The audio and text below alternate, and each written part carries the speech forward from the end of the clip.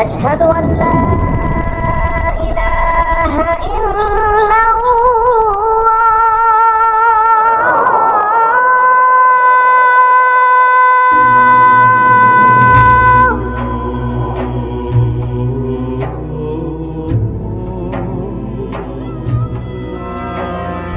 हुजूर सल्लल्लाहु अलैहि वसल्लम ने फरमाया, अबू बकर, मुझ पर वही उतरती है, मैं खुदा का पैगंबर हूँ और खुदा का हुक्म है कि गैर अल्लाह की इबादत छोड़ दो, उसी की इबादत करो जिसने तुमको पैदा किया है और जिसके हाथ में फना और बका है।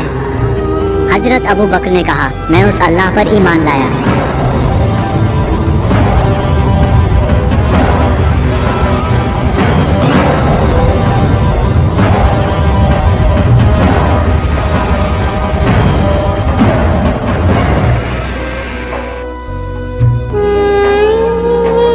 बिस्मिल्लाहिर्रहमानिर्रहीम। रसूलुल्लाह सल्लल्लाहु अलैहि वसल्लम की मुबारक जिंदगी विलादत से लेकर फतह मक्का तक। खास तबलीग।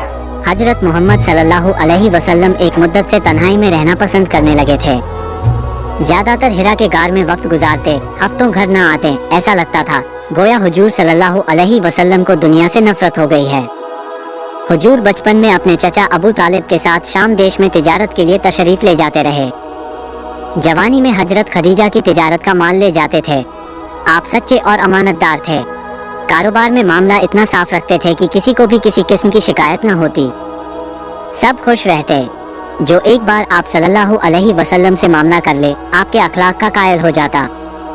सिर्फ मक्का ही नहीं, यमन, बसरा, शाम के मुल्क में भी हुजूर जहाँ जहाँ तशरीफ ले गए और जिन लोगों ने आपसे मामला किया, सब आपकी तारीफ करते।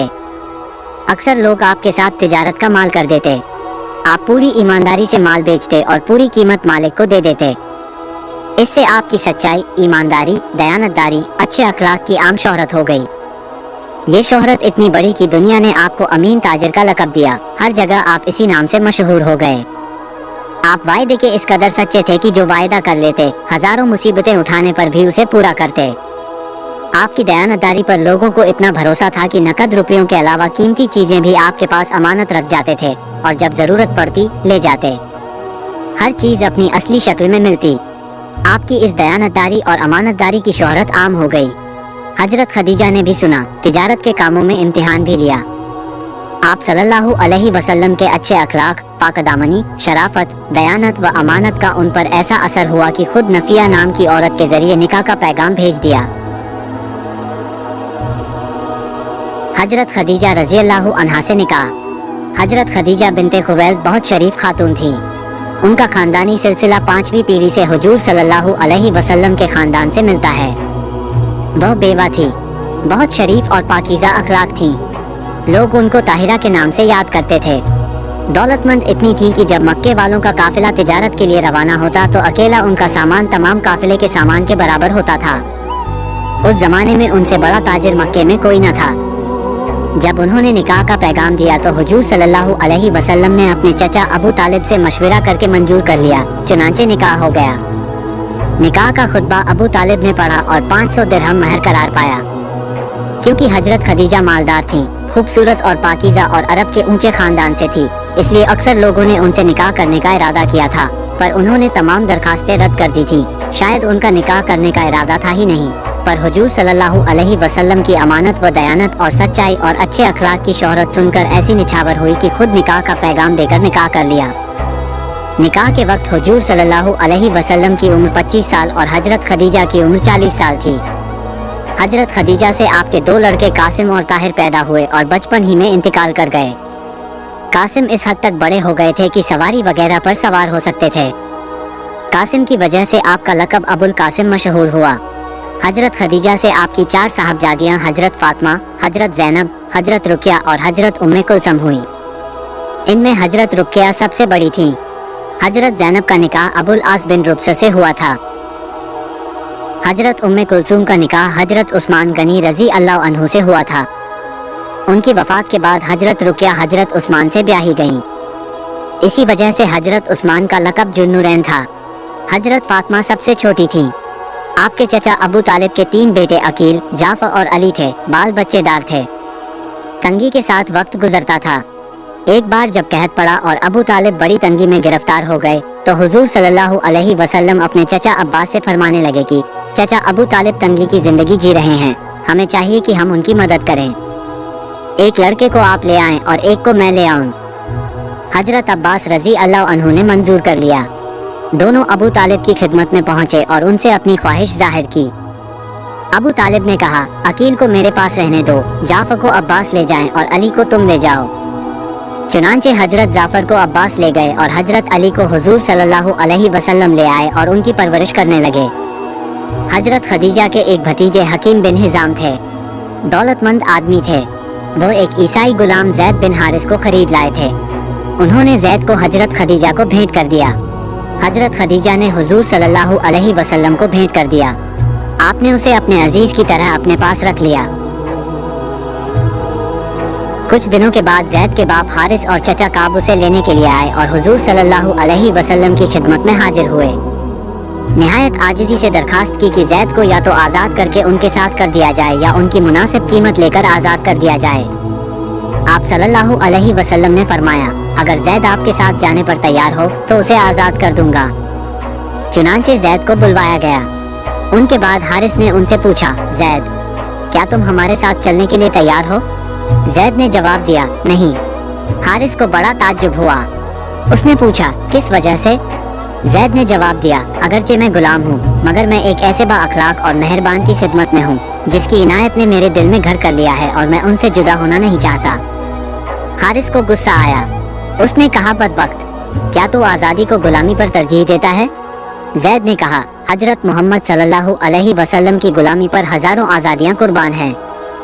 मैंने उनमें ऐसी बातें देखी हैं कि मैं सारी दुनिया पर उन्हें तरजीह दूंगा। हारिस और उसके चचा काब ने बहुत समझाया पर वो किसी तरह वहाँ से जाने पर राजी न हुए। मजबूरन दोनों खामोश हो गए। हुजूर सल्लल्लाहु अलैहि वसल्लम उठे और जैद और उनके बाप और चचा को साथ लेकर खाना काबा में आ गए और यह ऐलान किया कि लोगों, गवाह रहो कि आज मैंने जैद को आज़ाद कर दिया है और उसे अपना बेटा बना लिया है।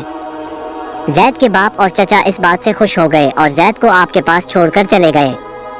आपका रसूख हर तबके के लोगों में था, रईस, अमीर, गरीब, फकीर, सिपह सालार, सिपाही, गरज की सबसे आप सल्लल्लाहु अलैहि वसल्लम मिलते और सब आपसे मिलते थे, लेकिन आपके खास ताल्लुक खास लोगों से थे और ज्यादा हजरत अबू बकर बिन कहाफा से ताल्लुकात थे। हजरत अबू बकर रज़ियल्लाहु अन्हु का मुख्तसर तारुफ। अबू बकर निहायत खूबसूरत थे। खूबसूरती की वजह से आपका लक़ब अतीक पड़ गया था। आप कबीला बनु तमीम में से थे। खून बहा और तावान का फैसला करने के लिए आप हाकिम बनाए जाया करते थे। आपका फैसला तमीम कबीलों को बेचैन व चरा मानना पड़ता था। आप बहुत अमीर थे। मिस्र व शाम को तिजारत की गरज से जाया करते थे। तमाम कबीलों में आपका असर व रसूख था। छठी पीढ़ी में आपका खानदान हुजूर सल्लल्लाहु अलैहि वसल्लम के खानदान से मिल जाता है। हजरत उस्मान बिन अफ़ान आपके दामाद थे। हजरत उस्मान की नानी हजूर सल्लल्लाहु अलैहि वसल्लम के वालिद हजरत अब्दुल्ला की सगी बहन थी, जो हजरत अब्दुल्ला के साथ जुड़वा पैदा हुई थी। इस तरह हजरत उस्मान हुजूर सल्लल्लाहु अलैहि वसल्लम की फूफीजात बहन के बेटे थे। निहायत मालदार, बड़े सखी, बड़े शर्मीले थे। आपसे भी हुजूर सल्लल्लाहु अलैहि वसल्लम के खास ताल्लुकात थे। इनके अलावा अबू सुफियान, खालिद, अबू जहल, सुहैब वगैरह से भी ताल्लुकात थे। हर कबीले का हर आदमी आपको इज्जत की नजरों से देखता था। अक्सर लोग आपसी लड़ाई के वक्त आपको हाकिम करार देते थे, आपके फैसले को मानते थे। जब से हुजूर सल्लल्लाहु अलैहि वसल्लम हिरा की गुफा में ज्यादा वक्त लगाने लगे थे, उस वक्त से आपने लोगों से मिलना जुलना छोड़ दिया था और जब से आप पर वही आनी शुरू हुई तो आप चुपचाप रहने लगे थे। हजरत खदीजा को आप सल्लल्लाहु अलैहि वसल्लम की खामोशी से बड़ी चिंता हो गई थी। किसी काम में दिल नहीं लगता था। हुजूर सल्लल्लाहु अलैहि वसल्लम खामोश बैठे थे कि हजरत अली आ गए। हजरत अली आप ही के पास रहते थे। उम्र में बहुत छोटे थे। खामोश देखकर उन्हें कुछ कहने की हिम्मत न हुई। शाम तक हुजूर बैठे रहे। रात को खाना खाकर आराम किया। इसके बाद वही आती रही। एक दिन आप सल्लल्लाहु अलैहि वसल्लम पहाड़ के दामन में बैठे हुए थे कि हजरत जिब्रील तशरीफ लाए और उन्होंने वुजू किया। हुजूर सल्लल्लाहु अलैहि वसल्लम ने भी इसी तरह वुजू किया जिस तरह हजरत जिब्रील ने किया था। फिर हजरत जिब्रील ने नमाज पढ़ी। उस दिन से हुजूर नमाज पढ़ने लगे। आप तन्हा नमाज पढ़ते थे, न कोई उस वक्त तक मुसलमान हुआ था, न नमाज पढ़ता था। पहले तो आप पहाड़ी पर नमाज पढ़ते थे, फिर धीरे धीरे मकान पर भी नमाज पढ़ने लगे। हजरत खदीजा, हजरत अली, जैद आपको नमाज पढ़ते हैरत से देखा करते थे। वही के आने का सिलसिला जारी रहा। एक वही में आया और आपको जो हुक्म दिया गया है खोल कर कह दो। आप रब के इस हुक्म को सुनकर परेशान हो गए। आपकी परेशानी सही भी थी। उस वक्त सभी लोग गुमराही में पड़े हुए थे। खास तौर पर अरब का हर कबीला और हर आदमी मुहित था। बुत परस्ती आम थी। वाहिद खुदा यानी अल्लाह को कोई जानता भी न था। फिर ऐसे सख्त और सरकश लोग थे कि बुतों के खिलाफ एक लफ्ज भी सुनने को तैयार न थे। हुजूर सल्लल्लाहु अलैहि वसल्लम सोचने लगे कि तबलीग कहाँ से और कौन से लोगों से शुरू की जाए। अल्लाह का हुक्म हुआ कि अपने करीबी खानदान वालों को डराओ। वही ने तबलीग का रास्ता बताया। आपने तुरंत तबलीग शुरू की। सबसे पहले आप सल्लल्लाहु अलैहि वसल्लम ने हजरत खदीजा के सामने अल्लाह की तारीफ बयान की। हजरत खदीजा बुतों की पूजा करती थी, मगर वो वर्का से सुन चुकी थी कि हुजूर सल्लल्लाहु अलैहि वसल्लम पैगंबर हो जाएं तो अजब नहीं। फौरन ईमान ले आई और मुसलमान हो गईं। हुजूर सल्लल्लाहु अलैहि वसल्लम को उनके मुसलमान होने से खुशी हुई। हुजूर सल्लल्लाहु अलैहि वसल्लम तन्हा नमाज पढ़ा करते थे, अब हजरत खदीजा के साथ मिलकर पढ़ने लगे। हजरत अली का ईमान लाना। एक दिन हुजूर सल्लल्लाहु अलैहि वसल्लम और हजरत खदीजा नमाज पढ़ रहे थे कि हजरत अली आए। उस वक्त आपको सख्त ताज्जुब हुआ। अगरचे आप पहले भी हुजूर सल्लल्लाहु अलैहि वसल्लम को नमाज पढ़ते देख चुके थे, लेकिन हजरत खदीजा को कभी न देखा था। जब वो नमाज से फारिग हुए तो आपने हुजूर सल्लल्लाहु अलैहि वसल्लम से पूछा, आप दोनों क्या कर रहे हैं? हुजूर सल्लल्लाहु अलैहि वसल्लम ने फरमाया, नमाज पढ़ रहे हैं। आपने हैरान होकर कहा, नमाज? लेकिन सजदा बुतों को किया जाता है और आपके सामने कोई बुत न था। हुजूर सल्लल्लाहु अलैहि वसल्लम ने फरमाया, बुतों को नहीं पूछते बल्कि खुदा यानी अल्लाह को पूछते हैं। हजरत अली यह सुनकर हैरान रह गए और कहा, ये तो अजीब बात है, मैंने पहले कभी नहीं सुनी। हुजूर सल्लल्लाहु अलैहि वसल्लम ने फरमाया, अली, मैं खुदा का रसूल हूँ। खुदा का पैगाम मुझ पर उतरता है। आओ तुम भी दीने हक में दाखिल हो जाओ। हजरत अली ने कहा, मुझे सोचने दीजिए। हुजूर सल्लल्लाहु अलैहि वसल्लम ने फरमाया, ए अली, अगर तू इसे कबूल कर ले तो रात तक उसे छिपाना ताकि खुदा तेरे दिल में इस्लाम डाल दे। हजरत अली ने इस बात का इकरार कर लिया। जब रात गुजर गई तो हजरत अली हुजूर सल्लल्लाहु अलैहि वसल्लम के पास आए और कहा, मैं अब खुदा के दीन में दाखिल होना चाहता हूँ। हुजूर सल्लल्लाहु अलैहि वसल्लम ने तुरंत कलिमा पढ़वाकर मुसलमान कर लिया और हिदायत की कि अभी अपने इस्लाम को किसी पर जाहिर न करें। हुजूर सल्लल्लाहु अलैहि वसल्लम चाहते थे कि धीरे धीरे कुछ लोग मुसलमान हो जाएं, तब अलानिया तबलीग करें, और हुक्म भी यही आया था कि पहले घर वालों को खुदा से डराओ। हजरत अबू बकर का ईमान लाना। एक दिन आप सल्लल्लाहु अलैहि वसल्लम बैठे थे कि हजरत अबू बकर आए। जब वो बैठ चुके तो हुजूर सल्लल्लाहु अलैहि वसल्लम ने फरमाया, अबू बकर, तुम मुझे क्या समझते हो? हजरत अबू बकर ने कहा, बहुत नेक और बहुत बाअखलाक। और सच्चा भी? हाँ, सच्चा भी। मैंने कभी गलत बात कहते हुए आपको न सुना। अगर मैं ये कहूँ कि मैं खुदा का रसूल हूँ और मुझ पर वही उतरती है तो तुम यकीन करते हो? बेशक यकीन करूँगा। अच्छा सुनो, मुझ पर वही उतरती है। मैं खुदा का पैगंबर हूँ और खुदा का हुक्म है कि गैर अल्लाह की पूजा छोड़ दो। उसी को पूजो जिसने तुमको पैदा किया है और जिसके हाथ में फना और बका है। हजरत अबू बकर ने कहा, मैं उस अल्लाह पर ईमान लाया। आपको ये सुनकर बेहद खुशी हुई और हजरत अबू बकर को सीने से लगा लिया।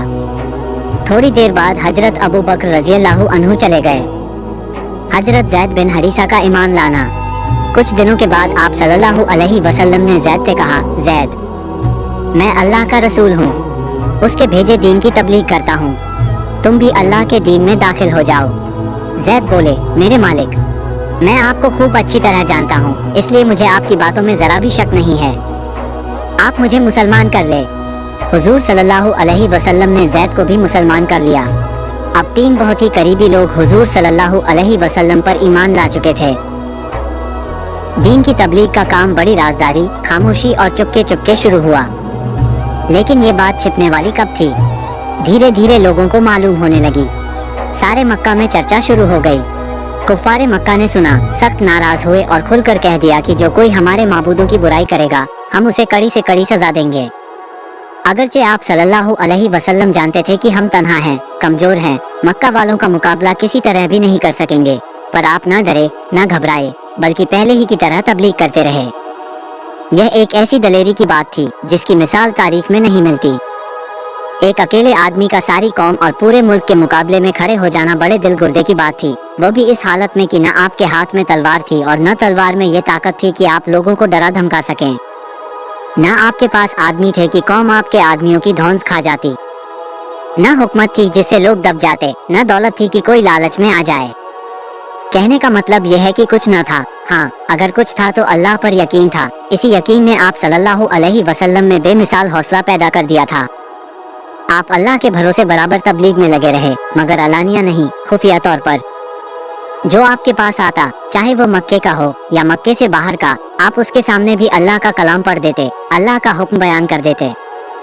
اگرچہ شروع میں آپ کی تبلیغ کا طریقہ یہی رہا، لیکن اسلام اور مسلمانوں کا ذکر گھر گھر ہونے لگا۔